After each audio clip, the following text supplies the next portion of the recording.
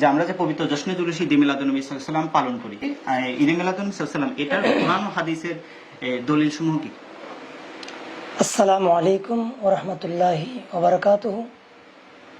সম্মানিত ভিউয়ার্স, আপনারা যারা আমাকে দেখতে পাচ্ছেন, জশ্নে জুলুসে ঈদে মিলাদুন্নবী সাল্লাল্লাহু আলাইহি ওয়াসাল্লামকে কেন্দ্র করে প্রশ্নোত্তর পর্ব এবং মিলাদুন্নবীর কোরআন সুন্নাহর যে উজুদ ভিত্তি আছে কিনা এই বিষয়কে সামনে রেখে আমি কোরআনুল হাকিমের একটি আয়াত তেলাওয়াত করতে চাই। আল্লাহ বলেছেন, ওয়া আম্মা বিনিআমাতি রাব্বিকা ফাহাদ্দিস। আল্লাহ আমাদেরকে জানান দিচ্ছেন আমাদের নবীর মাধ্যমে, হে আমার মাহবুব নবী, তোমরা বেশি বেশি আমার রহমতের চর্চা করো। রহমতের কথা বলা হচ্ছে। অপর আয়াতে দেখা যাচ্ছে আল্লাহ বলছেন, ওয়াজাক্কিরহুম বিআইয়ামিল্লাহ, তোমরা আল্লাহর নিদর্শনকে, আল্লাহর দিনকে তোমরা স্মরণ করো।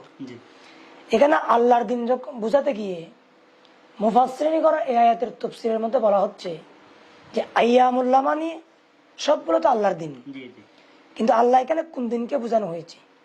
আল্লাহ বুঝিয়েছেন যেখানে আল্লাহর রহমত নাজিল করেছেন, নিয়ামত দান করেছেন, ওই দিনকে এখানে আল্লাহর দিন বলে আখ্যায়িত করেছেন। ইমামে কুরতুবী সহ অসংখ্য মুফাসসিরিন ইকরাম বিআইয়ামিল্লাহ মানি রহমতুল্লাহ বলেছেন, নিয়ামতুল্লাহ বলেছেন, যেই দিন আল্লাহর নিয়ামত আল্লাহ দান করেছেন। একদিকে বুঝলাম আমরা আল্লাহর নিয়ামতের চর্চা করার জন্য, অপর আয়াতে আমরা বুঝলাম আল্লাহ আমাদেরকে বলেছেন তোমরা নিয়ামতের চর্চা করো। আরেকটি আয়াতের মধ্যে আল্লাহ বলছেন, যেটা সূরা আল ইমরানের 103 নম্বর আয়াতে কারিমা, আল্লাহ বলছেন যে ওয়াজকুরু নি'মাতাল্লাহ, তোমরা আমি আল্লাহর নিয়ামতকে স্মরণ করো। কেন? যে ইয কুনতুম আ'দাআন ফাআল্লাফা বাইনা কুলুবিকুম ফাআসবাহতুম বিনিমাতিহি ইখওয়ানা। আমি আমার মাহবুব নবীকে তোমাদের কাছে প্রেরণ করে, তোমরা আগে দুশমন ছিলা, আগে শত্রু ছিলা, আগে একে অপরের সাথে কোনো সহানুভূতি তোমাদের ছিল না, কিন্তু আমার মাহবুব নবীকে তোমাদের কাছে প্রেরণ করে আমি একে অপরকে দুস্থ বানিয়ে দিয়েছি, একে অপরের ভাই বানিয়ে দিয়েছি। মাধ্যম কিন্তু আমার নবী। এরপর আল্লাহ বলছেন যে ওয়াকুনতুম আলা সাফা হুফরাতিম মিনান নার, তোমরা জাহান্নামের একদম অতি নিকটে চলে গিয়েছিলাম। ফাআনকাযাকুম মিনহা, আমার নবী তোমাদের কাছে গিয়ে তোমাদের জাহান্নাম থেকে বাঁচিয়ে তোমাদেরকে জান্নাতি করেছেন। সুবহানাল্লাহ। দুটা বিষয় এখানে স্পষ্ট আল্লাহর কোরআন শরীফ। একটা হচ্ছে আমাদেরকে ভাতৃত্বের বন্ধনে আবদ্ধ করেছেন রাসূলুল্লাহ। কোরআনে পাকের মধ্যে আছে, হাদিসে পাকের মধ্যে আছে যে আল মুসলিমু আখুল মুসলিম, মুসলমান মুসলমান ভাই ভাই। এই ভাই ভাই যে কথাটা, এটার ভিত্তি দিয়েছেন আল্লাহ আমাদের নবীকে প্রেরণ করে। দ্বিতীয় নম্বর হচ্ছে আমরা জাহান্নামের মধ্যে চলে যাচ্ছিলাম, রাসূলুল্লাহকে আল্লাহ পাঠিয়ে আমাদেরকে জান্নাতি বানিয়েছেন। এখন আল্লাহ বলছেন, হে আমার মাহবুব নবীর উম্মতেরা, এই দুইটা কাজ আমার নবীর মাধ্যমে তোমাদেরকে আমি করিয়েছি। একটা হচ্ছে তোমরা বন্ধুত্ব বানিয়েছি তোমাদেরকে, দ্বিতীয় নম্বর হচ্ছে তোমরা জাহান্নামের মধ্যে পড়ে যাচ্ছ, একদম অতি নিকটে চলে গিয়েছ, আমার মাহবুব নবীর মাধ্যমে আমি তোমাদেরকে রক্ষা করেছি, জান্নাতি ওয়ালা করেছি। আল্লাহ বলছেন আমি এই দুইটা কাজের মাধ্যমে তোমাদের উপর কি আমি রহমত করি নাই? রহমত করেছি। এখন আল্লাহ এই দুই পয়েন্টের আগে আল্লাহ বলছেন ওয়াজকুরু নি'মাতাল্লাহ, যে আমি একটু আগে তোমাদের নিয়ামতের কথা বলবো, আগে বলছি নিয়ামতকে অনুসরণ করো, নিয়ামতকে চর্চা করো। স্পষ্ট আয়াতে কারিমা। তাহলে একটা আয়াতের মধ্যে বলা হচ্ছে তোমরা নিয়ামতের চর্চা করো, আরেকটি আয়াতের কথা বলা হচ্ছে আমি যেই দিন নিয়ামত দান করেছি ওই নিয়ামতকে তোমরা চর্চা করো, স্মরণ করো। 3 নম্বর যে আয়াতে কারিমা, এখানে তো অলরেডি নিয়ামতের কথা বলাই আছে যে আল্লাহ আমাদেরকে নিয়ামত কেমনে দান করেছেন, কার মাধ্যমে দান করেছেন, সুস্পষ্ট বিধান কোরআন শরীফের আয়াতের মধ্যে আছে। 3টা আয়াতকে যদি আমি সামনে রাখি, আজকে যে আমাদের প্রতিপাদ্য বিষয় যে মিলাদুন নবী, মিলাদ মানে জন্ম, নবী মানে নবীর জন্ম। এখন রাসূলুল্লাহর জন্ম এটা অবশ্যই হবে, কারণ রাসূল হচ্ছে মখলুক, আল্লাহ হচ্ছে খালেক। পৃথিবীতে 18,000 মখলুকাতের সমস্ত মখলুকাতের পয়দা হয়েছেন। জি সৃষ্টি, ওনারা যেহেতু সৃষ্টি, স্রষ্টা নয়। জি অবশ্যই। অনেকে বাতিল ফেরকার এখানে একটা আমি প্রশ্ন উত্থাপিত করে দিই, যে অনেকে বলে মিলাদুন্নবী মিলাদুন্নবী, এটা কোথায় পেয়েছেন? এটা কোরআন হাদিসে কোনো অস্তিত্ব নাই। ওরা এত বড় গর্দব, জি এত বড় জাহেলে মুরাক্কব, যেটাকে কিতাবের ভাষায় বলা হয় মানে জাহেলে মুরাক্কব। হারফনের যিনি জাহেল, তাকে বলা হয় জাহেলে মুরাক্কব। যিনার কাছে কোরআন সুন্নাহ ফিক ফতোয়ার, জি তার কাছে মানে ন্যূনতম জ্ঞান নাই, তাকে বলা হয় জাহেলে মুরাক্কব। রসুলের পাকের মিলাদ হয়েছে কিনা, জি মিলাদুন নবীর অস্তিত্ব আছে কিনা, যারা প্রশ্ন রাখতে চায়, আমি তাদেরকে বলবো রসুল কি খালেক নাকি মখলুক? নিশ্চিত মখলুক। মাকলুক। রসুলের পাককে আল্লাহ সৃষ্টি করেছেন, জি আল্লাহ হচ্ছে স্রষ্টা। তো কোরআন শরীফের মধ্যে আমাদেরকে একটা মিয়ার দিয়েছেন, মানদণ্ড দিয়েছেন। মানদণ্ড কি? আল্লাহ সূরা ইখলাস শরীফের মধ্যে বলেছেন, লাম ইয়ালিদ ওয়ালাম ইউলাদ। জন্ম নাই, ইবতিদা নাই, ইন্তেহা নাই, শুরু নাই, শেষ নাই, একমাত্র একটি জাত, এটা হচ্ছে আমাদের আল্লাহ সুবহানাহু ওয়া তাআলা। জি তাহলে একদম সহজ কথা যে আল্লাহ খালেক হিসেবে আল্লাহর জন্ম নাই, আল্লাহর শুরু নাই, আল্লাহর শেষ নাই, বাকি রইল সৃষ্টি। তো মিলাদুন নবী হয়েছেন কিনা?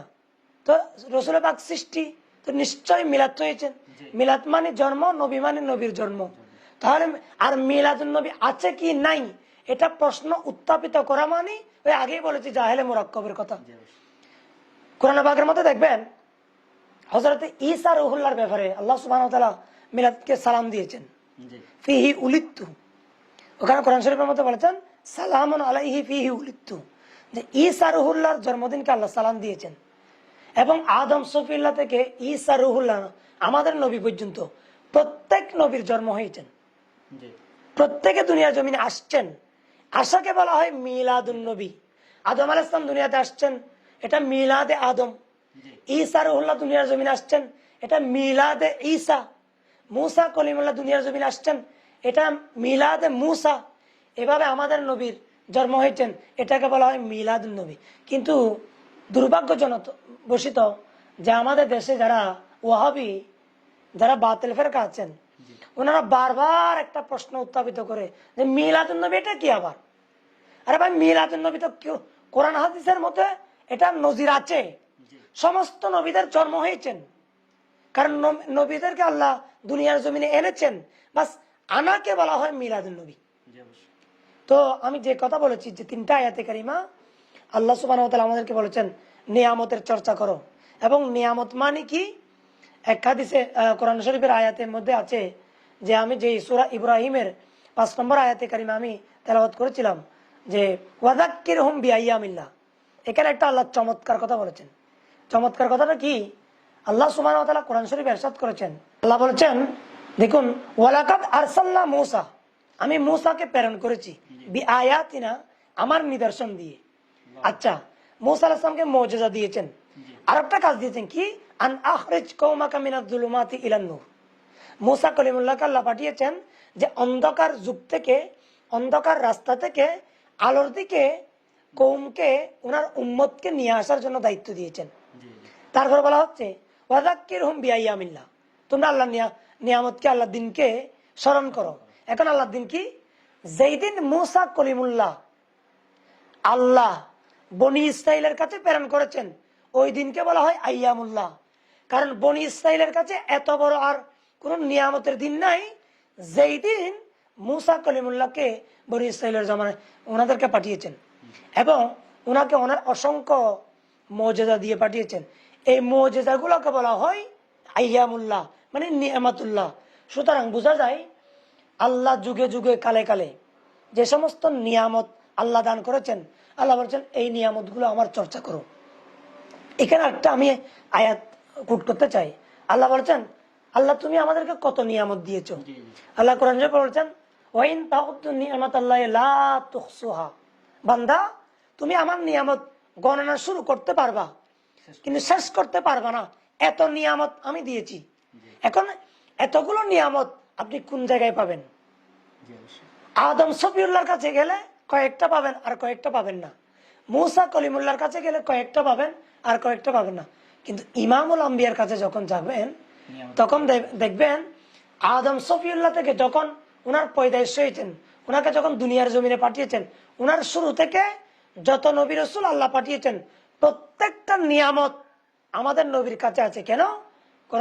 হযরত আল্লামা মাহমুদ আলুসি হানাফি বাগদাদি তাফসীরে রুহুল মানী শরীফের মধ্যে বলেছেন যে, এবং শেখে মুহাক্কিক আলাল ইতলাক, জগৎ বিখ্যাত মুহাদ্দিস, জিনার মাধ্যমে হিন্দুস্তানের মধ্যে এই পাক ভারত উপমহাদেশে হাদিসের যিনি দরজ দিয়েছেন, শেখে মুহাক্কিক আব্দুল হক মুহাদ্দিস দেহলভী, উনি মুদারিজুন নবুয়তের মধ্যে বলছেন, প্রথম দিকের মধ্যে উনি বলছেন যে আমাদের নবীকে যদি সৃষ্টি না করত, আল্লাহর রুবুবিয়ত এজাহার করতো না, প্রকাশ করতো না, তাহলে বোঝা গেল আল্লাহর যত নিয়ামত আছে প্রত্যেকটা নিয়ামত আমাদের নবীর মাধ্যমে পেয়েছি। এবং আল্লাহ বলছেন আমার নিয়ামতকে স্মরণ করো। বাস, নবী এসছেন, নিয়ামত পেয়েছি, আমরা নিয়ামতের ভাগীদার। নামাজ, রোজা, হজ, যাকাত, এক কথায় দুনিয়া আখিরাতের যত কিছু আছে সবগুলো আমাদের জন্য নিয়ামত। তো এই কার মাধ্যমে পেলাম? নবীর মাধ্যমে। আল্লাহ বলছেন নিয়ামতকে স্মরণ করো। বাস, রসুল্লাহকে পেলাম, এটা আমরা নিয়ামত পেলাম। আল্লাহ বলছেন নিয়ামতকে স্মরণ করো। সেই রসুল্লাহর মাধ্যমে নিয়ামতকে বলা হয় মিলাদুন নবী। তো এভাবে নিয়ামত মিলাদুন নবীর অসংখ্য আয়াতে কারিমা আছে। আমি শুধু নিয়ামতের কথা বলেছি। এবং আল্লাহ সরাসরি মিলাদ পালন করার জন্য সরাসরি নির্দেশ দিয়েছেন। আল্লাহ বলছেন কুল বিফাদলিল্লাহি ওয়া বিরহমাতিহি ফাবিযালিকা ফালইফরাহু হুয়া খায়রুম মিম্মা ইয়াজমাউন। আল্লাহ বলছেন মাহবুব, আপনি বলে দেন বিফাদলিল্লাহি ওয়া বিরহমাতিহি, আমার ফজল এবং রহমত পেয়ে, ফাবিযালিকা, তারা যাতে, ফালইফরাহু, তারা যাতে খুশি উদযাপন করে। এবং এই খুশিটা আমার রহমত এবং ফজল পেয়ে আমার বান্দারা যেই খুশিটা উদযাপন করবে, এই খুশিটা তার জীবনে যত আমল সে করবে সমস্ত আমল চাইতে হুয়া খায়রুম মিম্মা ইয়াজমাউন, প্রত্যেকটা আমলের চাইতে শ্রেষ্ঠ আমল হচ্ছে আমার রহমত এবং দয়া পেয়ে তারা খুশি উদযাপন করা। এবং এখানে আল্লাহ বলছেন ফদলুল্লাহ, ফদলুল্লাহর তাফসীর করেছেন মুফাসসিরিন ইকরাম ইসলাম, হেদায়েত। এবং ফাবিযালিকা কুল বিফাদলিল্লাহি ওয়া বিরহমাতিহি ফাবিযালিকা ফালইফরাহু, রহমাতুল্লাহ মানি আল্লাহ নিজেই তাফসীর করেছেন, কারণ কোরআন শরীফের 1 নম্বর মুফাসসির হচ্ছে আল্লাহ। আল্লাহ প্রদত্ত ক্ষমতায় মুফাসসির হচ্ছে সৃষ্টির জমিনে রাসূলুল্লাহ, ইনি হচ্ছে সাহেবে কোরআন। আল্লাহ তাফসীর করেছেন ওয়ামা আরসালনাকা ইল্লা রাহমাতাল লিল আলামিন। এখানে রহমতুল্লাহ মানি আই রাসূলুল্লাহ, এটা আল্লাহ অপর আয়াতে বলে দিয়েছেন যে আমার রহমত হচ্ছে আমার মাহবুব নবী। কারণ আমি আল্লাহ যত কুল কায়নাতের জন্য খুদা, আমার মাহবুব নবী হচ্ছে এই কুল কায়নাতের জন্য রহমত।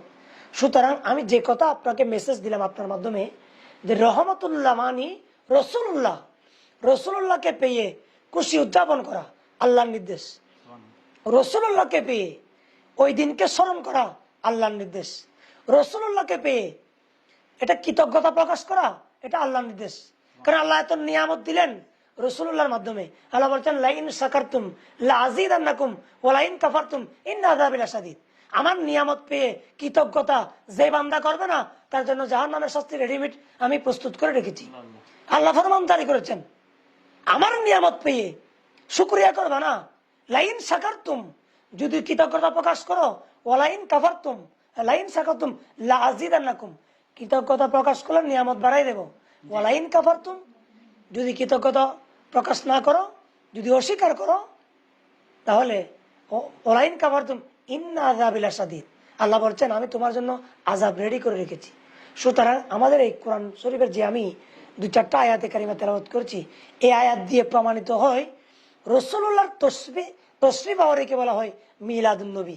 আর সেই দিনকে কৃতজ্ঞতা প্রকাশ করার জন্য, সেই দিনকে খুশি উদযাপন করার জন্য, সেই দিনকে স্মরণ করার জন্য আল্লাহ ইন্ডিকেটলি আল্লাহ উম্মতকে, আল্লাহর বান্দাদেরকে, রাসূলুল্লাহর উম্মতদেরকে অর্ডার করেছেন, এটাকে বলা হয় মিলাদুন নবী।